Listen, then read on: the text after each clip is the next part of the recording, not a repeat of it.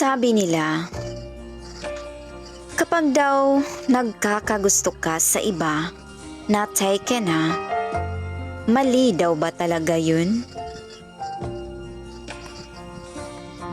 Ang masasabi ko dyan, yung feelings mo, yung nararamdaman mo, there's nothing wrong with your feelings kung may gusto ka.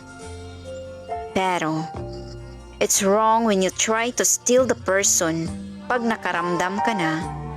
Umiwas ka na kasi alam mo naman sa utak mo na hindi pwede. Pero gumawa ka pa ng paraan para isupport yung feelings mo. Dun magiging mali. Don't try to orchestrate your feelings.